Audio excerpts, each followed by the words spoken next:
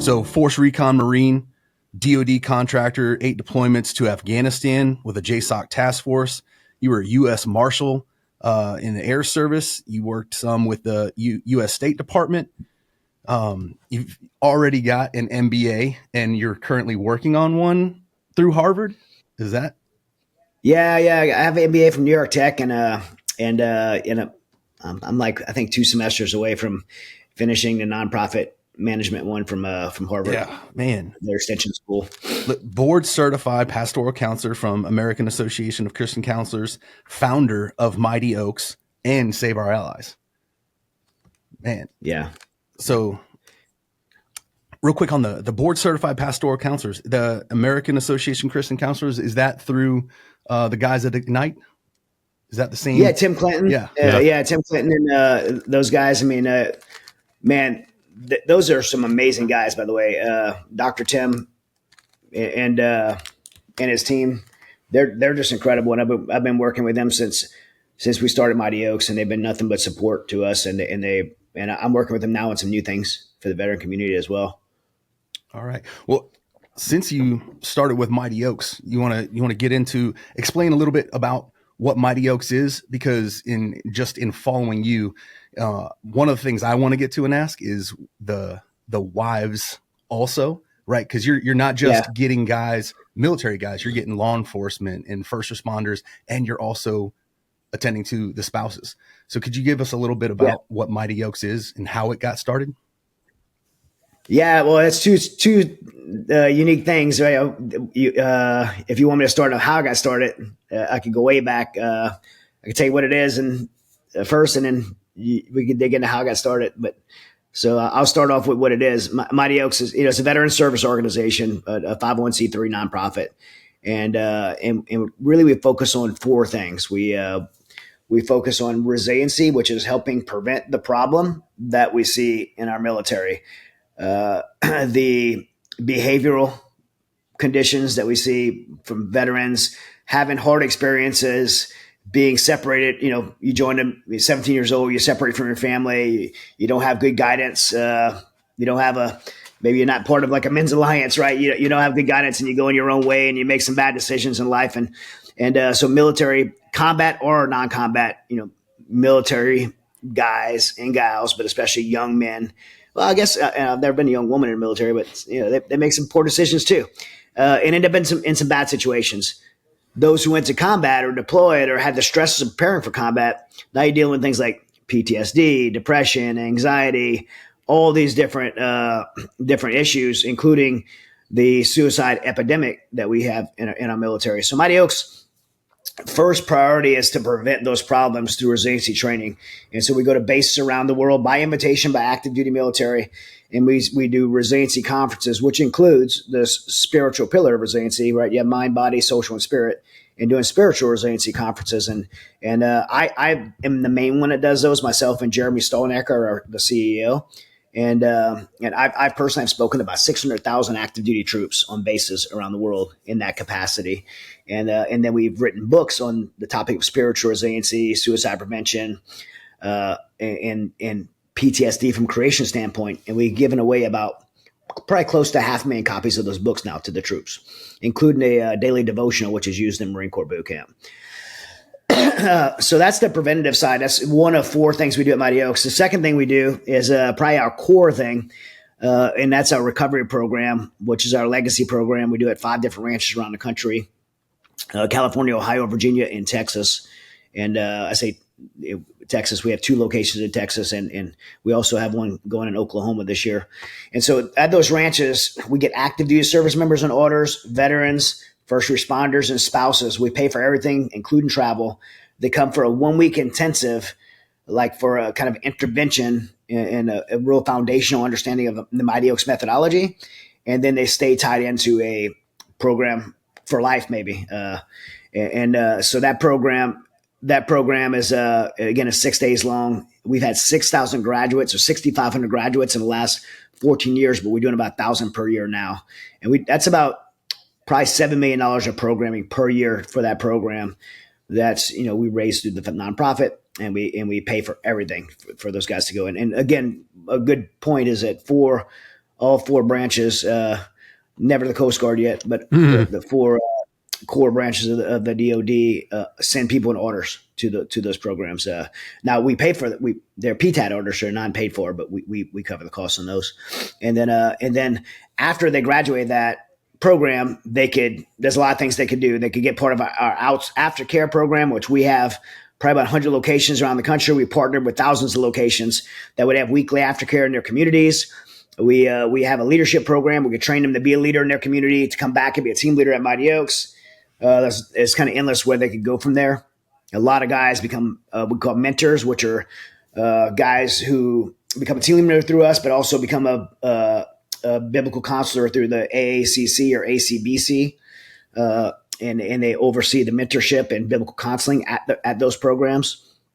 So that's the second thing we do. The third thing we do is take all the successes that we've statistically have proven through a longevity of Mighty Oaks. We do longevity studies. We have third-party independent doctoral studies done on the methodology and impact of Mighty Oaks as an example. So not as an organization, but as an example for the faith-based realm, all the organizations that do faith-based care for veterans. And so I'll take those historical stats and studies and go to Washington, D.C. on the Hill. And I've testified before Congress a number of times, Senate. I've been appointed by President Trump as the chairman of the White House's Faith-Based Coalition for Veteran Affairs. We've got executive orders signed. We've had a lot of policy done to make sure that our veterans and active duty service members have access to faith-based care, because the empirical data shows that it works. And in fact, it works better than clinical programs. That you have to do either or, but they both should be an option. And so we've had tremendous success in our advocacy program. And then the last thing we do is we take all the things we do here in the States, and we take our alumni, our graduates who are really good proven team leaders, and we go abroad to our allied partners around the world, and we help spread this around the world to different nations who have the same issues, and we want to bring that solution to them.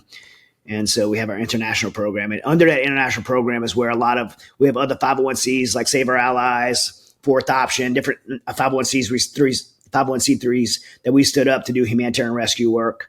And a lot of those guys that participate in that are Mighty Oaks alumni.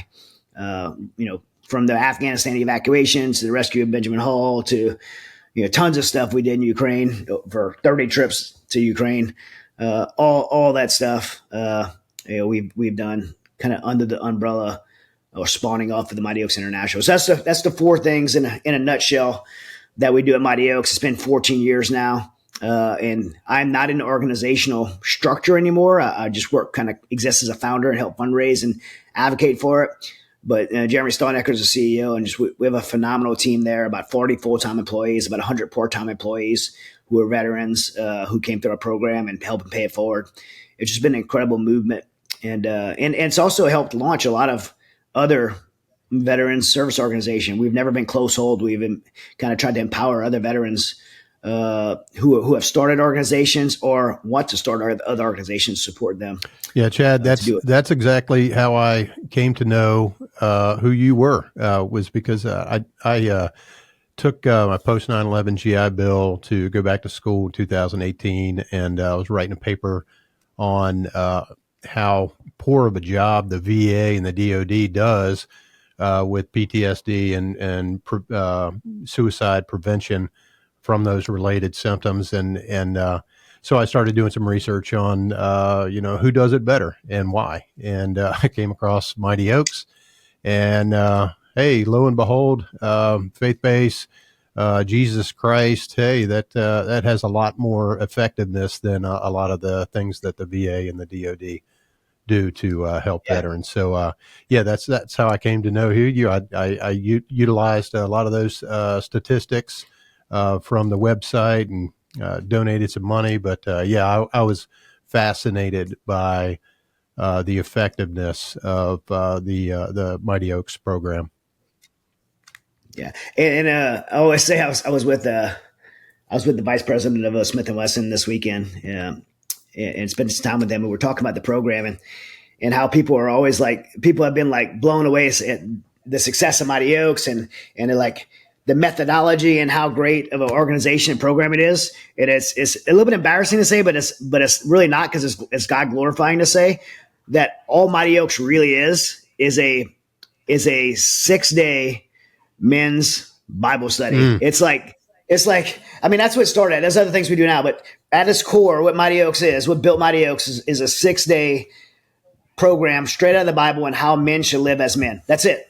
And we wrapped it in a camouflage wrapper and put a bunch of Mighty Oaks marketing around it and launched it out. And people were like, this is brilliant. How'd you guys come up with this? And it's like, how the Bible tells men how to live. You do some cool stuff on the ranch, though, and get on some 4-wheelers and stuff, right? Though? Yeah.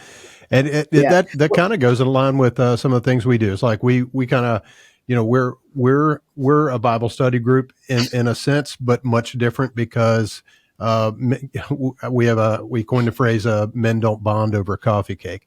You like to get out and do fun things and challenge each other and things of that nature. So yeah, we're doing a lot of Bible, a lot of apologetics, but we wrap it in with cool man stuff. That's how we've been effective. And this goes with anything, right? Mighty Oaks is a good example, and what you guys are doing is a good example. But you could have the program that Mighty Oaks has. If I took that program and I went to a church, name a church in America, and I said, hey, you guys veterans struggle in your community. Here's the program. Take your pastoral staff and serve the veterans of your community. It wouldn't work, right? Because what the magic behind it, and I say magic loosely, but the methodology God utilizes as the orchestrates this thing is the messengers, right? That it's who's delivering it and where in their past experiences, and God takes our messes and makes a message, and so Amen. That same curriculum, when I have guys that have been afflicted by the things that we treat people with, who have actually proven and tested it, they could sit across on a peer-to-peer level and communicate their message in a way that a pastor or counselor can't. And that's, I'm sure, exactly what you guys do as well. It's just man to man, veteran to veteran, peer to peer. I've been there. You can't pull the wool over my eyes. I'm not your wife. I'm not your counselor. Like I've been where you've been. Maybe not exactly the same, but I've been there. And you have to take responsibility, and you have to make the changes in your life to align your life with the life you were created to live, and lead in the way you were created to live, lead in the way you were created to lead. And when men and women do that in the way that they were created to do, they can land in the right place. But the messenger is part of the methodology. And so we're very particular about who we use in our leadership team to communicate those messages. And that's probably one of the most stringent parts of our program at Mighty Oaks is, who are we going to have that's going to stand in front of these group of broken men when we have a men's program, broken women when we have a women's program, who we're going to put in front of them, because they're representing the message that God gave us in order how to live. And if you put the wrong messenger, it's not going to be received. And for a lot of people that come to Mighty Oaks, this is their last ditch effort. Like, if this doesn't work for them, like, they've tried everything else. So if this week doesn't work for them, a lot of them already have a plan. They're going home and ending it.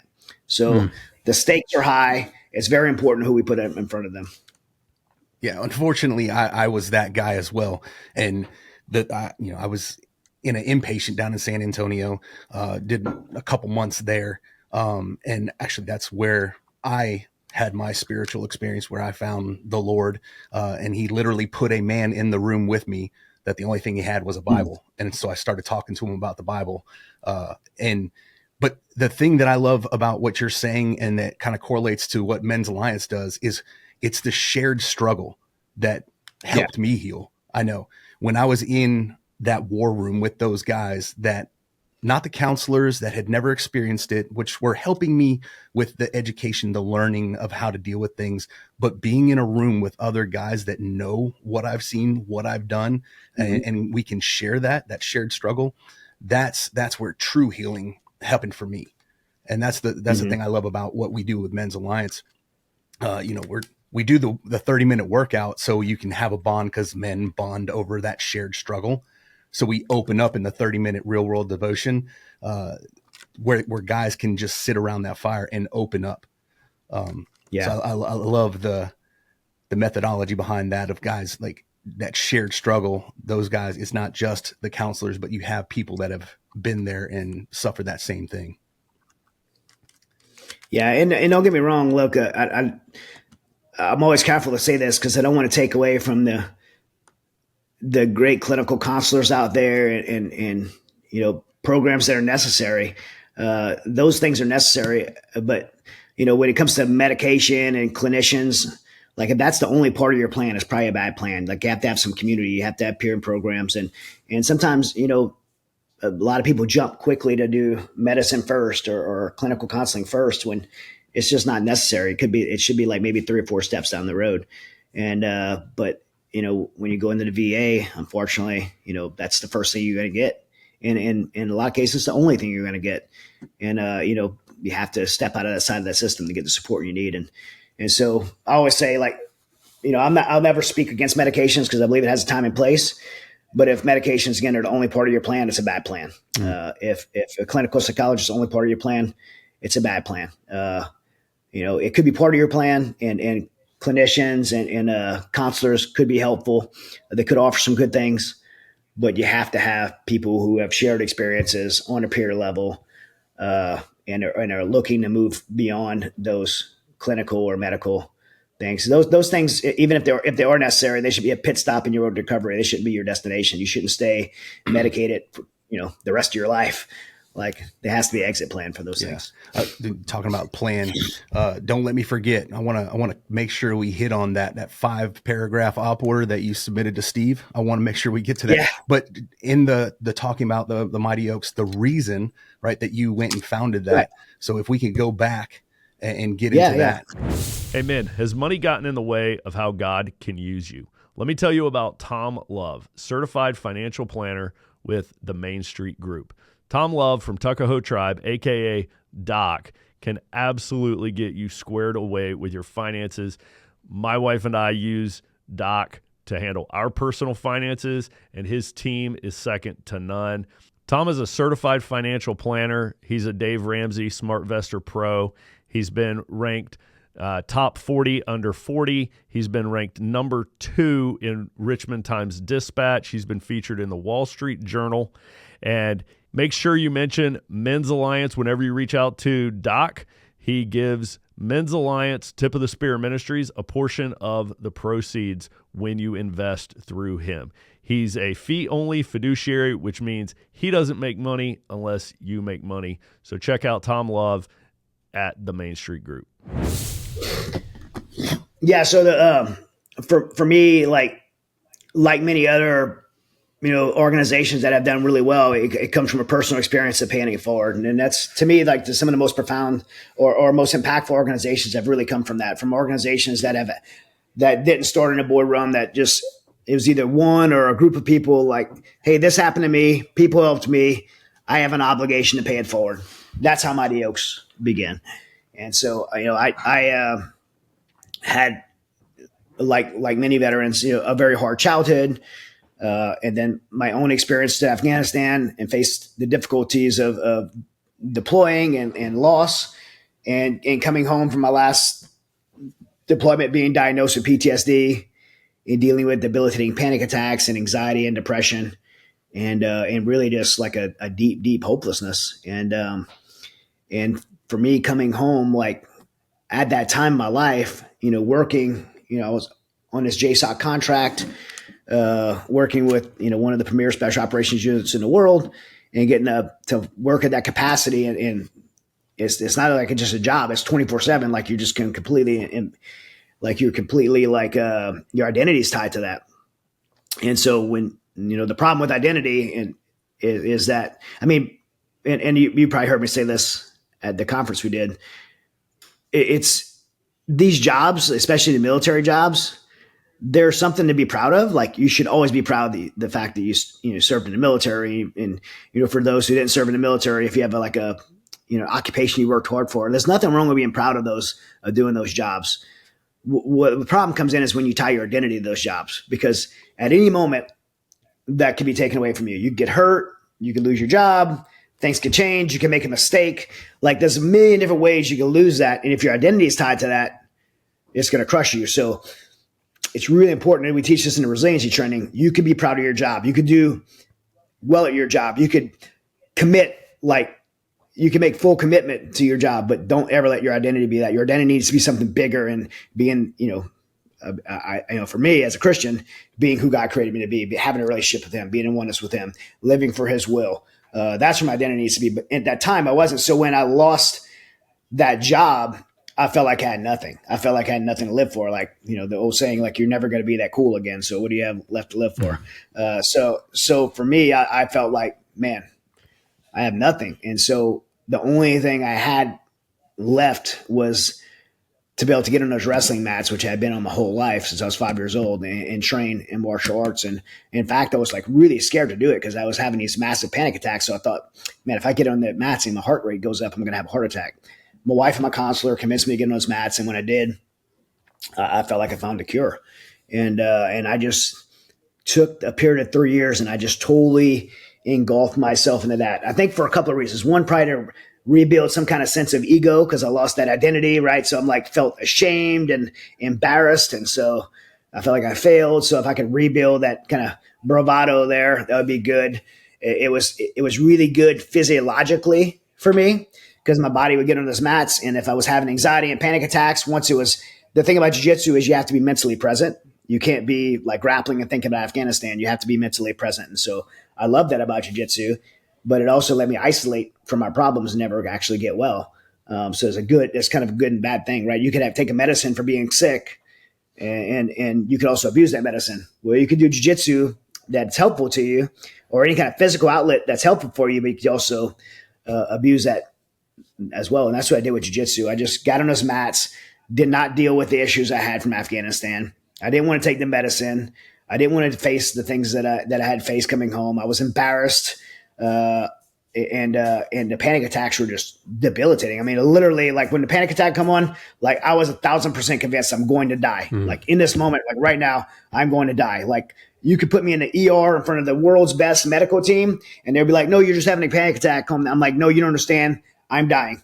Like there was nothing that could convince me otherwise. It's like I use this analogy sometimes, like being chained at the bottom of a swimming pool and drowning to death. That state of panic that you would have when you're drowning to death. But you don't ever die. You stay that way 24/7 in that state of panic. And then as soon as you come out of it, you're in such a fear to go back to it that you provoke another panic attack because you're in such a fear of it starting again. So for me, like the only relief I was able to find was getting on those mats and unplugging from everything else and being mentally present to train. So that's what I did. And look, if you train as much as I was training at the time and you don't do well, you should probably get something else to do. So I did really well and I started competing again. And at the time, in the military previously was letting me compete on the side. And then when I was, a contractor at JSOC, I was competing on the side between deployments. And so I was already undefeated pro fighter. So I jumped right back in and I ended up really quickly within 3 years, had like 1,000 students in my school. So we're making good money. I was ranked number 6 in the world. I won a world title as a professional MMA fighter. I spent a long time undefeated. I ended up finishing with an 18-2 professional record with like 17 submissions. So on the surface, everything looked good and it looked like I was successful. But beneath that false facade of success was someone that never got well, still dealing with panic attacks, anxiety, depression, complete tyrant to my wife and kids, and reached a moment to where, my wife and I's marriage was dead. I ended up in relationships with other women. My wife found out. We decided we were going to divorce, sold our home, moved into 2 separate apartments. And during that 3 months apart, my wife and I had 2 completely different paths. My wife went to this church and started just getting really close to some people that she didn't want to. She just didn't really want to be around a toxic environment. That people that would be like, oh yeah, he's horrible, and she thought for sure we're getting divorced. So she wasn't trying to restore our marriage. She was just trying to be in a healthy place for us, for our kids. And she said she would just start praying for me. And she said she would go into church, like not just on Sundays, like different days of the week. And people said they would see her there, like standing against this wall praying, and she would just collapse praying for me. And you got to realize, like, she's praying for me, by the way, when I'm like running around with women, like completely betraying her. She's praying for me. I was just about to say that's incredibly powerful. That was her focus. Like that's a heck of a woman right there. Well, yeah, because especially when she didn't think she was going to restore her marriage, she was just like, she see me like in a way like Chad's broken, Chad's hurt, like he's doing this because he's lost. And so she would pray, God, let me see Chad the way you see Chad. Let me love Chad the way you love Chad. And let me forgive Chad the way you forgave Chad. And so that's what she continued to pray for me. And meanwhile, like I said, I'm a bachelor pad. I signed this big fight on with Strike Force. The UFC had just bought Strike Force, which was the second biggest show in the world, and they had merged. And then I think the UFC's intent was to dissolve, strip all the best fighters, and then from Strike Force, and then dissolve it. Their competitor, that's kind of a business model. So I kind of fell into that and had this big fight on Showtime against a guy named Roberto De Leon. So my 3 months of being separated from my family, I was focused on this fight and training for it. And then, I win this fight. I go in the Toyota Center in Houston, Texas, in front of like 10,000 people. And I'm undefeated. It's a big, talked up fight because I had submitted every opponent up to that fight, and being undefeated. And Roberto was just this upcoming stud, and everybody was saying that it was a kind of grappler versus a striker, and it kind of poked at my ego that I couldn't strike. And so I stood in the middle of the cage, and the Strike Force cage, and struck with this guy who was a way better striker than me. And every round I knocked him down, and every round he knocked me down, and mouthpieces flying out of his mouth. It was like one of those kind of fights. And at the end, I probably could have submitted him in the first round if I really was going with my normal style, but I wasn't in a healthy place at the time, and I had something to prove. And so at the end, when the fight was over and the decision was going to be made, I went to my corner, and I'm like, I remember asking, like, who won?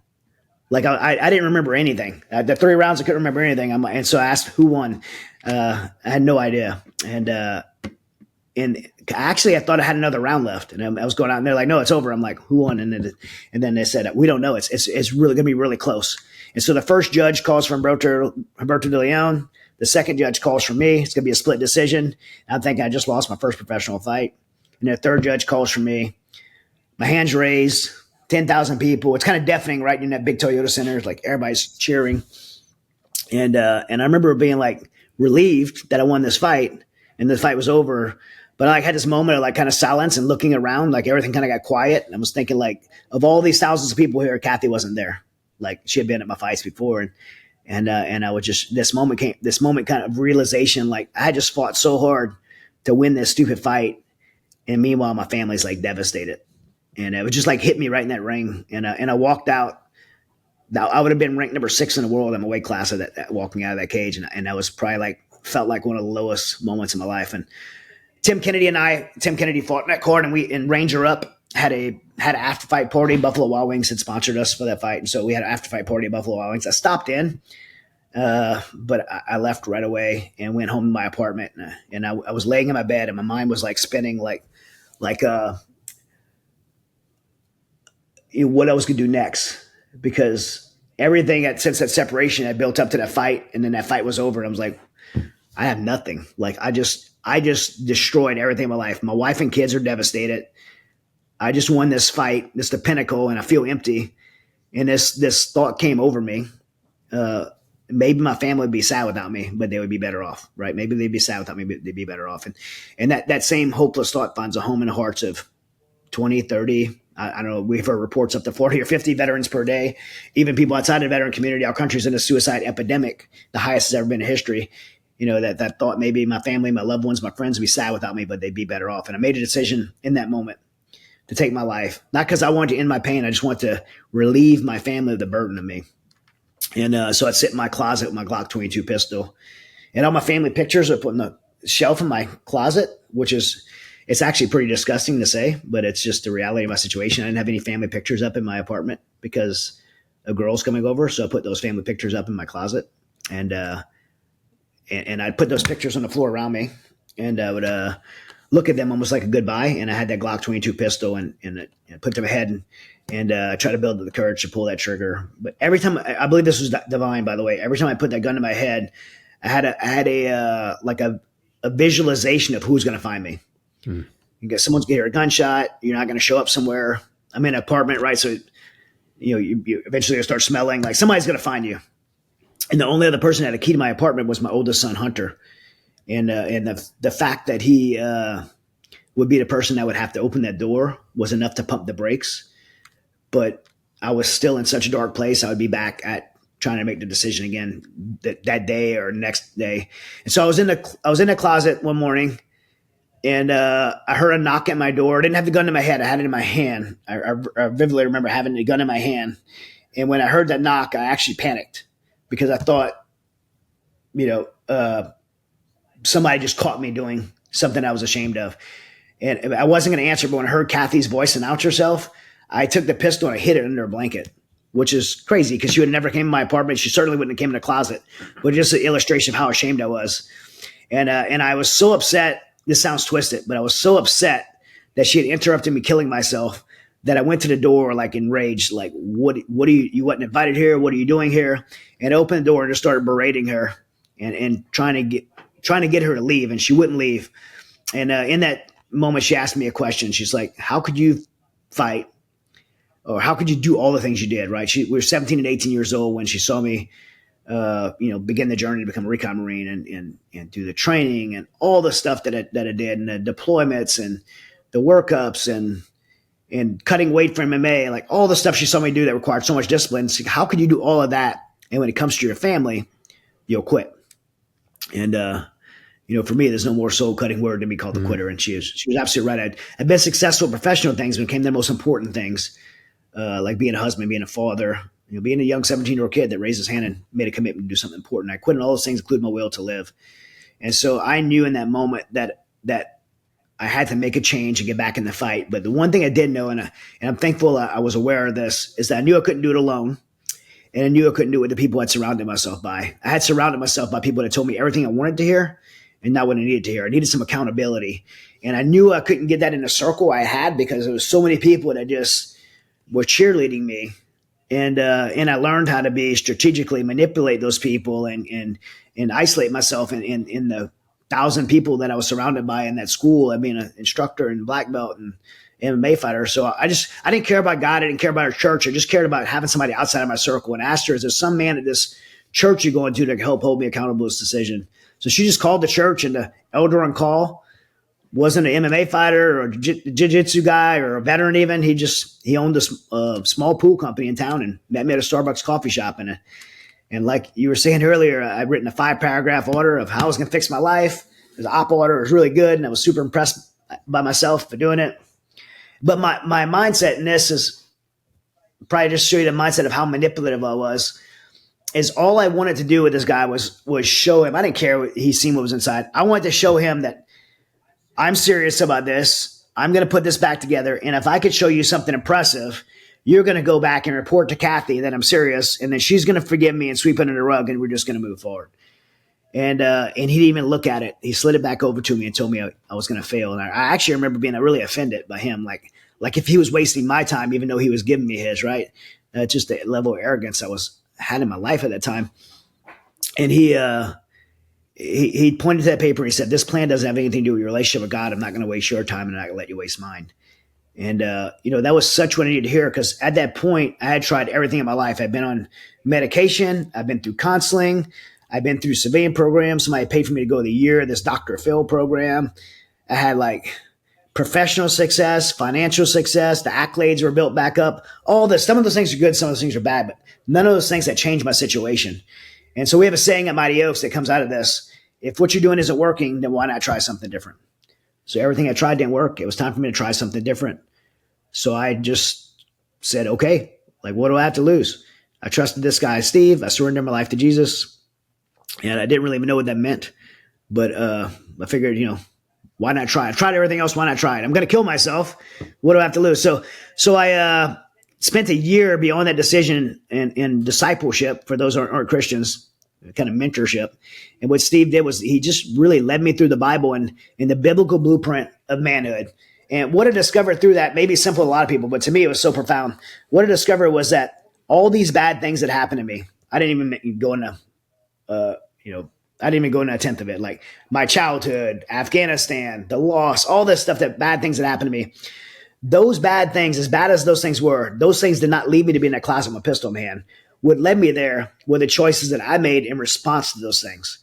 and I never lost control of the ability to make good choices. I was just making continually bad choice after bad choice. It was leading me down a darker path. Bad things happen to us.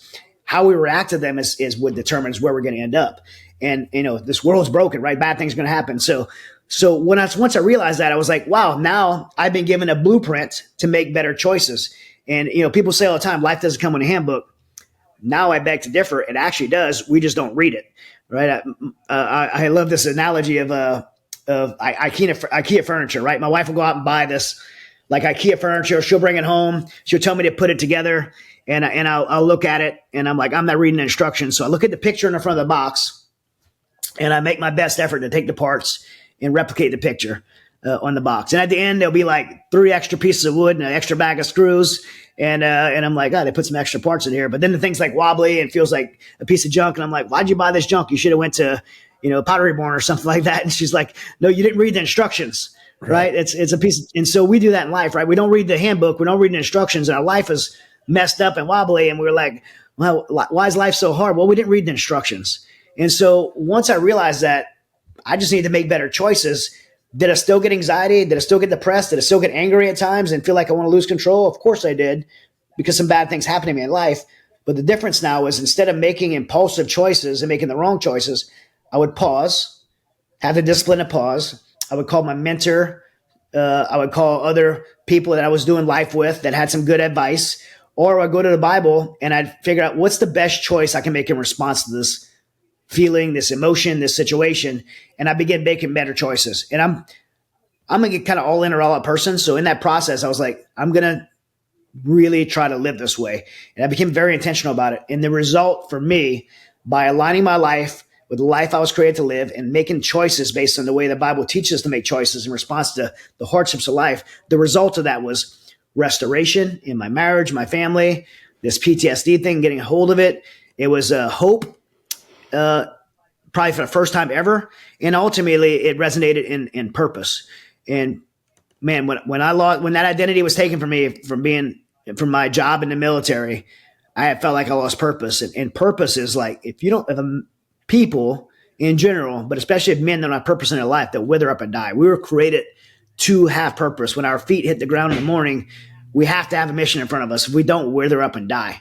Look at police officers, right? When they retire, like how fast they die because they didn't have anything beyond the uniform.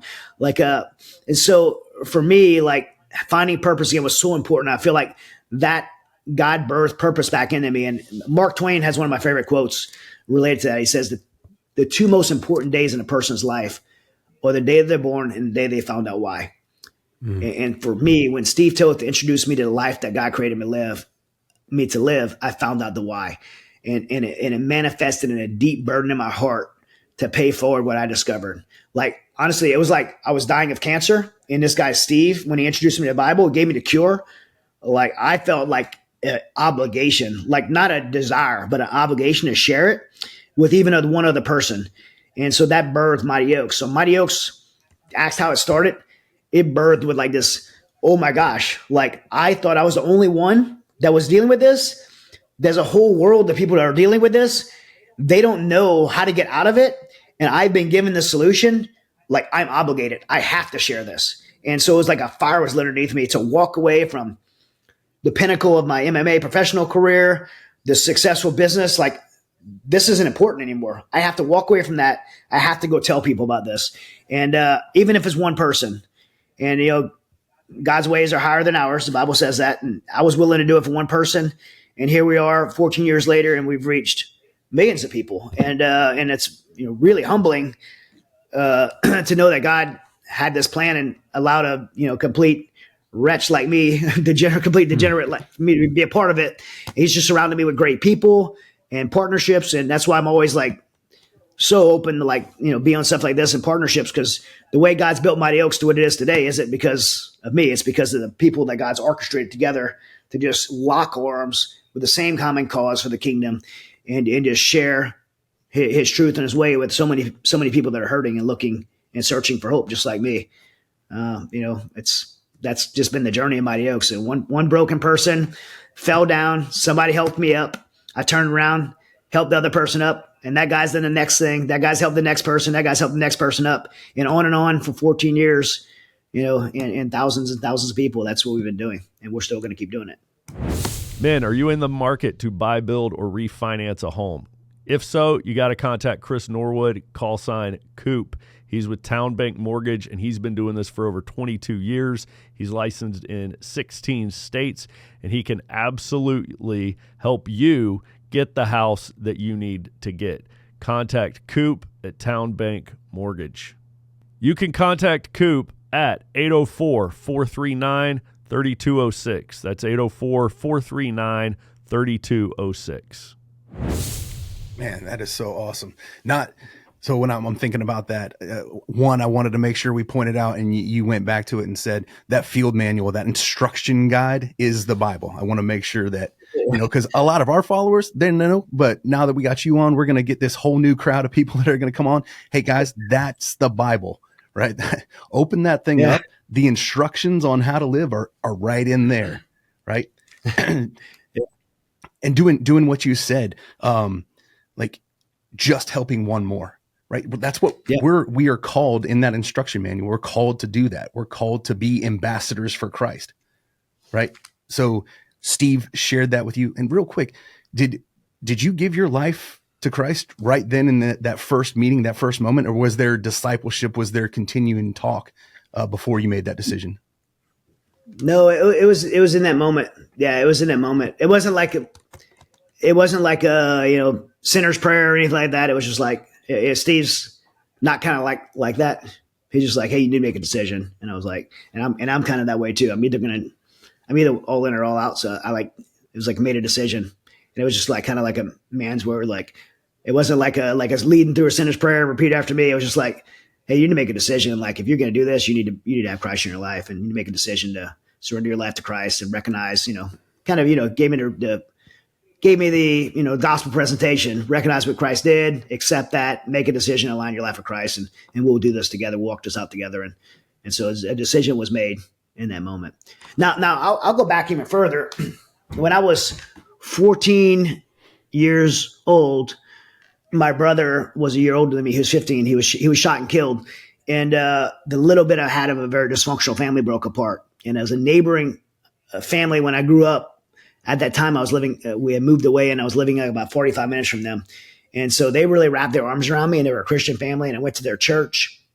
And I remember the pastor, like I was in such a broken place because my brother was the closest person to me at that time in my life, because we grew up, when siblings grow up in a dysfunctional home, you're pretty close.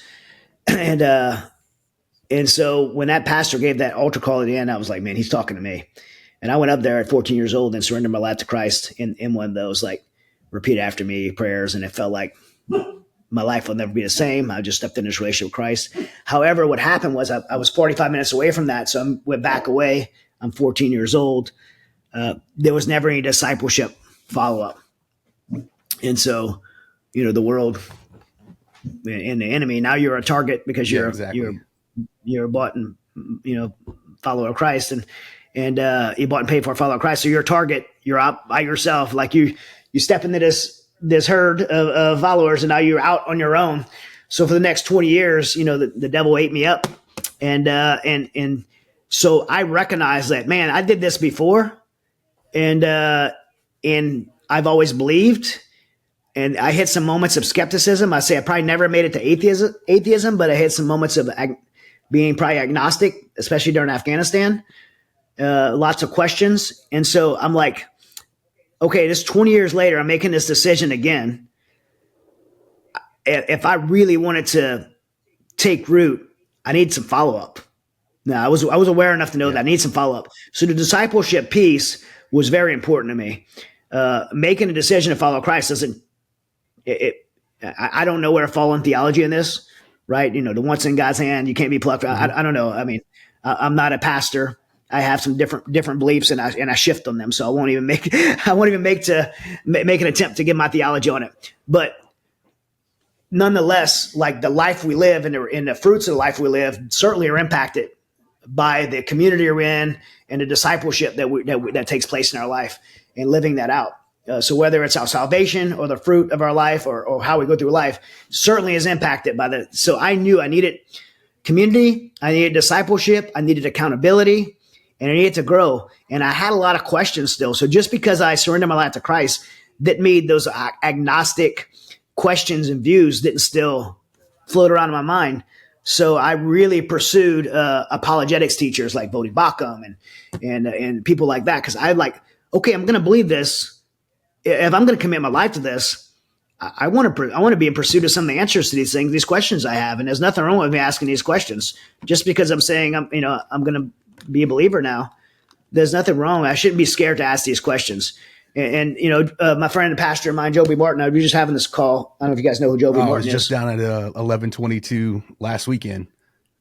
Yeah, so incredible man, and I just took him down there to an inauguration in DC. But I was on the phone with him, I think like 2 days ago, and we were talking about this. And it's like, Christians should never be scared to ask questions and challenge truth, because if you're truly seeking truth in your questions, you're always going to land 100% of the time. You're always going to land at Jesus, because Jesus is truth. Yeah.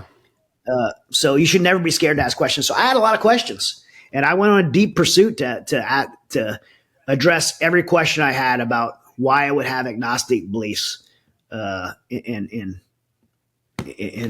of the things I experienced. And just like Joby and I said, every place that I found the end of that question, and I'm still in search of some of them. Every place that I found the end always landed at Jesus, because he's truth. Yeah, man.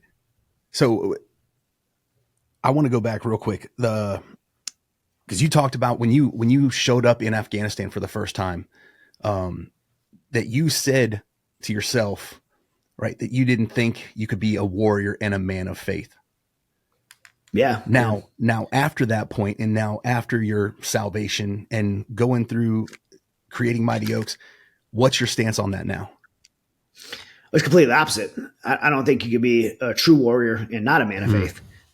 I mean, the greatest warriors in this world are people of faith in combat and in life, because if you don't have the moral plumb line, and you don't have the moral courage to stand up for what's right, what is right, what's morality, what's good and what's evil. If you don't have that, then how can you be a warrior? How can you even know what to fight for without those things?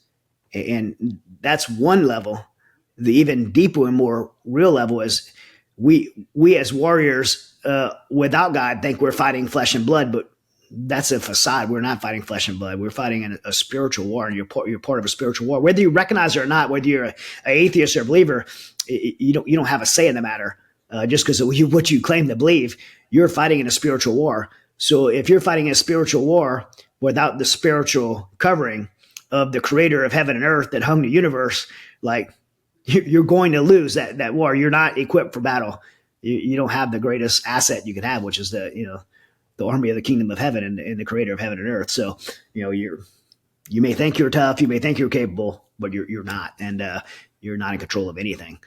Doesn't matter how good you shoot, how fast you can run, how smart you are.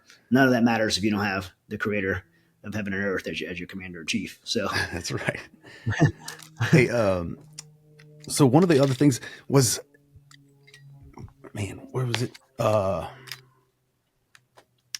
We're gonna have to edit this part because I just went blank now. I have a lot of those in my. You were talking about isolation, right? But you were teaching class. You had a gym of 1,000 people. You had your apartment, right? You had all these people in your clique, your circle, your fight club, going through. But you said you were still isolated, even though you were surrounded by all those people. When did you feel that you were getting out of isolation, and then started surrounding yourself with people that felt like you were, it may have been 2 or 3, or maybe even Steve, right? But did you see a difference being surrounded by a whole bunch of people, but still feeling isolated, and then being surrounded by men of faith or men of purpose? Yeah. I mean, look, perspectives are everything, because anybody that looked at my life at the time would have seen me surrounded by 1,000 students. I walk in the gym, the black belt in the gym. Now it's black belts in jiu-jitsu everywhere, but at the time, like, there's no black belts in jiu-jitsu. Like, I walk in the gym, like, everybody's like, "Hey, Chad, what's up?" Like, it was like tons of fanfare all the time. And when I'd have these fights, everybody wanted to everybody wanted to be in my corner. Everybody wanted the passes to come back. Like everyone was your fan. You know, people throwing after fight parties for you and watch parties. And so you think you're surrounded by all these people and you're going to feel like elevated and lifted up and in community. But I felt like completely alone. I was so lonely at that time in my life because I was, you know, isolated from my wife. Even when we were married, we'd sleep in the separate bedrooms, or I'd sleep at the gym, or I'd sleep at a friend's house, or even our own bed. I've talked about this before. Even our own bed with our backs turned towards each other, and just a dead marriage. I felt so alone. And I'll be honest with you and transparent with you. In the last 14 years of ministry, there's been times where I've found myself that's place again. Yeah, I go speak in front of tens of thousands of people, and then you know, I'm surrounded by all these people, but somehow when you kind of get to the top of something, you find yourself, you allow yourself to isolate again, and you feel like extremely lonely. And there's been times in ministry that I found that out. And I talked to other pastors that have been extremely successful and speakers and stuff like that, and authors, and they find themselves just really lonely, surrounded by thousands of people. So the amount of people you have around you doesn't dictate how much support you have around you and how empty you might feel. The amount of people you have around you is just, it's just like all like facade. You know, it could be good and could be bad. What's very important is you have a core group of really solid, like-minded people that you could have vulnerable transparency with and do life with. And it's, like I said, I've been really good at that at moments in my life after, you know, once I've been in ministry. And I've also found myself to slip back to be like, I don't have time for this right now. I'm doing something really important. You know, it's for God, so I can justify it. And I find myself slip back to where, how did I end up by myself here again? I'm totally alone right now. And I'm like, oh crap. Like, it's like, once you recognize you're alone, you're like, I'm vulnerable. Like, I need to go back to my team and regress back and get some people around me again. That's happened to me a number of times in ministry even. And that core group you speak of, we call those tribes. And actually, Gladiator, before we started here, he said, hey, Chad's ever out there speaking or traveling or whatever, find the closest tribe. You'd love to sit around that fire pit. Yeah. I mean, I'm glad to hear you guys recognize that, because it's so important. And it's like I said, it's happened to me a number of times over the last 14 years. And you just, and pastors have fallen over it. Like, you see, I mean, turn on and like get on some of the, you know, Christian media, and you'll see like pastors of great churches. I don't think these guys were bad people. I mean, some of them maybe, but I don't think they were like narcissists and built up a platform to be able to, you know, appeal to women and money and power. And I don't think that was ever their intention. But I think the path that got them there was they let themselves be on an island and by themselves, and you know, devil exploits that and knows very well for you know, since the beginning of time how to manipulate people and how to manipulate us and separate us. And so yeah, it's a vulnerability. You have to be in community, and that's why I love seeing what you guys. I mean, it's in your name, Men's Alliance. You know, locking arms with other men. Yeah, we use 2717. Oh wait, go ahead. I mean, look right behind you. Like the camera was behind you. I just seen that. Isolation is terminal. Yep. Yeah, I just seen that while we're talking. I just looked up and seen that. That's one of our coined phrases. Isolation is terminal. You know, we use 2717. Iron sharpens iron, and you can't just throw iron in a fire by itself, right? You need something else to be sharpening it. And that core group, like we like Chief said, we call them tribes. And you can be in a tribe. We have tribes up in PA that are 50, 60 dudes deep. Mm-hmm. But you could have another tribe that just has 8 guys that show up every single week, and they get together for that workout. And then you mentioned it, facade. We say facade a lot because that's when our motto, tribal, rugged, real, the real part is what we talk about, like dropping the facade. Because as men, we do that so often. Like you said, even in your 14 years of ministry, there's times when you're struggling. There's times when you're under attack, and that facade comes in, and like guys will be in church and, hey, how you doing? Oh, good. I'm fine. Oh yeah. We don't just do it a lot. We do it well. But that's what we're trying. When we get together for these real world devotions, we're trying to talk to guys about that. Like, drop that facade. This is the spot where we want you to be real. We want you to share what you got so we can help sharpen you and bring you out of that isolation. Yeah. Yeah. Hey, Chad, do you mind if I ask you real quick about Save Our Allies and how all that came to be? And, obviously the Afghan withdrawal was a monumental, colossal disaster. I did, I bought Save Aziz at the Ignite conference and read that. I had zero idea how much of a disaster that withdrawal was until I read that book. Great book. But if you wouldn't mind, just the millions and millions of dollars that you got together, and you maybe talk a little bit about how you and Glenn Beck got together, and the speed at which you guys put together a program and the fundraising and actually got people out was just unbelievable. Yeah, so a little note on that book, by the way, the publisher wanted something. They wanted to be the first out, so it was done fast. If I rewrote that book now, it would be 4 times as thick with way more information. There's so much. Not that anything in the book's inaccurate. It's just it's tip of the iceberg kind of level of knowledge. So my job at JSOC at the unit I was at, I was contracted to do advanced force operations work, which was clandestine logistics to go ahead of assaulters to put them on target. So those occupations are typically in a singleton or maybe two guys capacity, and you're teamed up with a local national. And so my Afghan counterpart was Aziz. And so Aziz and I, all 8 of my deployments were involved at some point, largely with Aziz. He saved my life multiple times. He's my, not only my teammate, but became my friend. I lived in his home. I held his kids when they were born, he's family. And so when the Afghan withdrawal took place, a lot of things I disagree with the withdrawal, and I completely agree with the withdrawal altogether. The American people were lied to. We were told that we're in endless war. 20 years, we needed to leave because American sons and daughters are dying. We had 1,400 troops at the low point. At the time of the withdrawal, about 2,500 troops. At the withdrawal time, I could have named about 12 locations around the world that we had 2,500 troops in.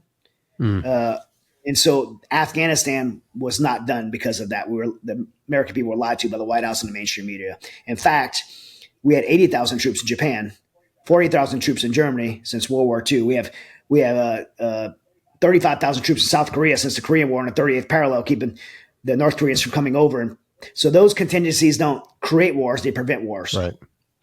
To close Bagram Air Force Base, the most strategic place in the globe between Iraq, Iran, Russia, and China, during a time in the world where those countries are a threat to not just the United States, but to mankind, to humanity, was complete, I wouldn't say incompetence. Incompetence can't be that bad. It was malicious. People inside our government collaborated with people from foreign governments to make that happen. 100% in my opinion. And not just my opinion, just from the facts and really researching this. There was a lot of interest from China for the mineral rights in Hindu Kush Mountains, which they got the day after we left from the Taliban. Trillions of dollars worth of mineral rights from the Hindu Kush Mountains, lithium. There was interest in China to be able to move sanctioned oil from Iran across Afghanistan to China, which they couldn't do with the U.S. military there. Started happening a month after we left. The Pakistan ISI and the Chinese now occupy Bagram Air Force Base, that most strategic place in the globe. Now they occupy it. And we intentionally left. I say intentionally because that's the only way to do it. You can't accidentally leave $80 billion in equipment. You intentionally left $80 billion in equipment and technology to our foreign adversaries. They coordinated with, they did not coordinate with any of the other allied nations that were participating in the coalition to work with a support and advisory role of the Afghan National Army and Afghan National Police.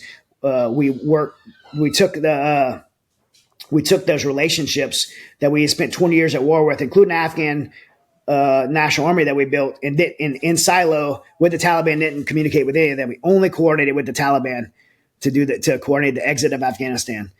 So behind the backs of all of our allies, including the Afghan government, we coordinated with the Taliban to exit Afghanistan in a Doha agreement, which is treacherous to say the least. So all those things were handled wrong. By the way, we were not engaged in war since 2018.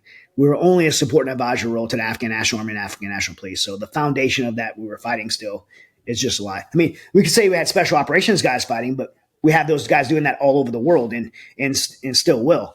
But the traditional, conventional military boots in the ground, that was all support and advisory role and what we should have been doing. So I couldn't do anything about that though. But what I could do was go get my friends. So we decided to put an effort together, go get Aziz, his wife, and 6 kids. And so as we started putting this together, that was the only mission and goal. And so we're putting this together, and I got about 12 buddies from the special operations community, all came together. Some I knew, some were friends of friends, put together his team. And as we put together his team, we realized, man, there's women, children, Americans, allies that are being left behind. This is bigger than the disease. In fact, there's this group of like 3,000 orphans that we had got information that were going to be left behind. So we made a decision to go just to help as many people as we can. And we leaned forward and just trust that God's burden on our heart was burdening us for a reason, and that he would orchestrate something incredible. And he did. And in a period of about 3 days, like you said, we were able to do a series of impossible things that led to the rescue of Aziz, his wife, 6 kids, and ultimately 17,000 people. And look, we gotten a lot of credit for this, by the way. And we've also got a lot of accusations like, hey, that's impossible. And so people have credited us for doing the impossible and giving us awards. We've had a lot of critics on the other side, like people from the veteran community who are cynical and just terrible, terrible to destroy each other, right? And people's like, that's impossible. You guys are liars. And I'll say both are right. It was impossible. And because of that, I can never claim credit for that. This was a God orchestrated miracle. The receipts are there. We got 17,000 people out, but I say that not braggadociously. I say that to point to the glory of God and doing something that was absolutely impossible. I'm not smart enough, capable enough, logistically suave enough. I'm not networked enough to pull off the miracle that happened. In a period of 3 days, we're the only civilians to get access to go on HKIA, Hamid Karzai International Airport, to do rescues that the DOD wasn't even allowing the military to do. So we get access. Then so if we get access to go there and do that, then how do we get off base, permission to go off base? We got permission to go off base to go do rescues there. And then now we rescue people. These people don't have visas. So how do you get them out of a country? It's human trafficking to bring someone out of a country without a visa, right? Especially children and women and children, right? So how do you do that? Well, you have to get another country to allow them to come and take them as a refugee in refugee status. We got that from the UAE, the Royal Family. And then they gave us an aircraft, a C-17 aircraft, which is about $500,000 a flight, and said, well, if you fill it up, we'll do another one. And they gave us the humanitarian center. So all these things kept happening. And then we realized, wow, we have the opportunity to do something really incredible here. But it's going to cost a lot of money, not thousands of dollars, millions of dollars. And then that third day, I get a random call from Glenn Beck, who I've been friends with, not random in relationship wise, but random that we needed money. And then he happens to call and say, hey, I went on the radio just because I thought I wanted to help and I didn't know what to do. So I went on the radio and asked for help. I thought I'd raise a few thousand, but it's already been 26. Ultimately, he raised $45 million. And he's like, what do I do with it? And I'm like, I know exactly what we're going to do is start chartering aircrafts. And so Glenn and his team, Rudy Atala jumped in, and Mercury One and Mighty Oak. So what happened is really quickly, over a short period of time, we raised more money in a few days than we raised annually for Mighty Oaks. So I was like, Mighty Oaks couldn't, in our bylaws, to me, like ethically maintain that. So I said, let's start up. We called it a Save Our Allies Coalition. Let's stand up a Save Our Allies 501c3. And all this was being, working with the help of Sarah Verardo, who runs the Independence Fund out of Washington, D.C. And so her and I, Mighty Oaks and the Independence Fund, made this 501c3 called Save Our Allies, focused on Afghan evacuations. And that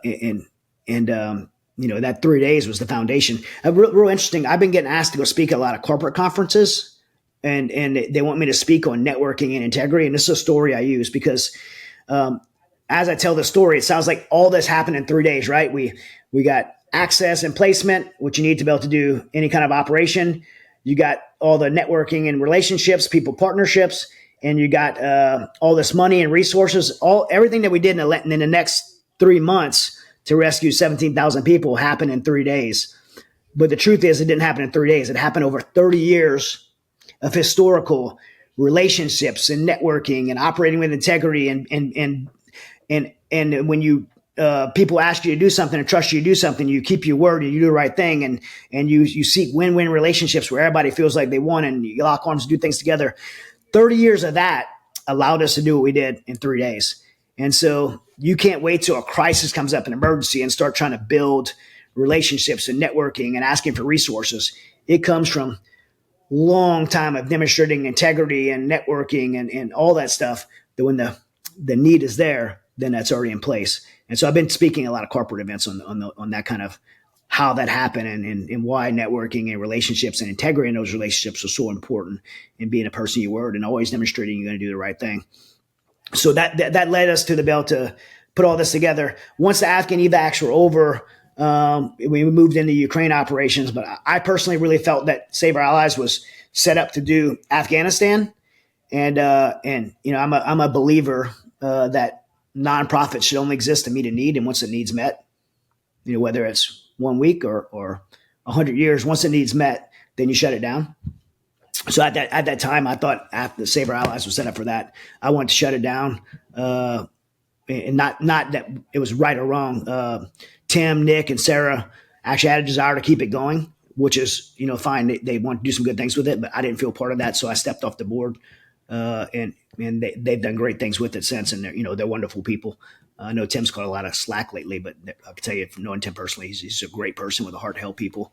And they've kept it going. I had started another humanitarian rescue operation that was focused more specifically on actually rescuing people, and that's what we did most of the work in Ukraine with a guy named Sea Spray and I, who worked together, former OGA Ground Branch guy and Green Beret. So that's kind of the history of Save Our Allies, and Save Our Allies has done a lot of stuff, even stateside, North Carolina, Florida, some of the hurricane stuff as well. That's awesome. Yeah. Thank you for breaking that down. It's a phenomenal story. And, I've got this cool book. It's called Saving Aziz, but it's being made in a movie too, by the way. If they get it, it's not as cool as mine, because mine's got your signature and Isaiah 6:8. Oh yeah, Aziz's signature. Oh, and Aziz too. I can't really make out his. His starts J6:16. What is that? Oh, I think that's a verse, probably. Yeah, it is, but I can't figure out what it is. Is like I've looked. I'll ask him. All right, yeah. But anyways, we'll put it in the show notes. Saving Aziz and A Mission Without Borders. I don't know how much time we're going to get to talk about that before you. Yeah, Mission Without Borders is the Ukraine one. A plug to anybody who wants to support me and what I'm doing. I have let's see, I have the new book. The cover's ripped right now. It's my first fiction book. Ooh, cool. Silent Horizons, Jack Carr endorsed it. It's so it's my first fiction. This is a series of book one of 3, and it's available pre-order right now on Amazon. If you guys don't know what books, pre-orders is what helps. Yeah, bolts it up. And because it really pushes the needle. So if anybody wants to support, pre-order a copy of Silent Horizons. It's super cool. It was fun to write fiction. And Jack Stewart, who's a Top Gun adversary instructor, a Top Gun pilot and a Top Gun instructor, is the guy who wrote it with me. And he's just a brilliant guy. And we had a lot of fun putting this together. So, well, Mission Without Borders should be at my doorstep today. I ordered that this weekend. So looking forward to reading that one. And I know you got a lot of history with Hunter. Yes, that's another thing we probably wanted to talk about. We're going to have to invite you over again.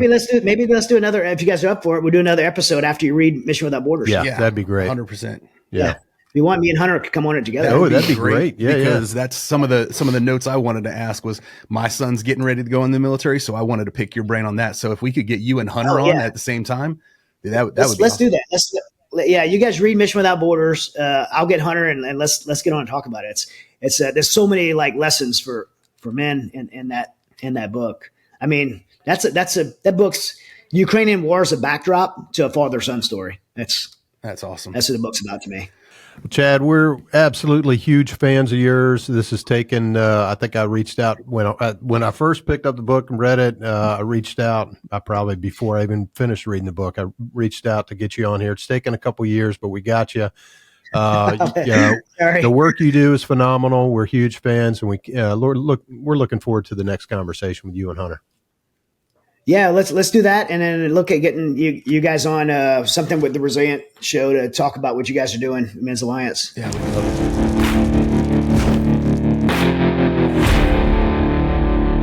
it. To find out more about what we're doing and to join us on our mission, go to men'salliancetribe.com.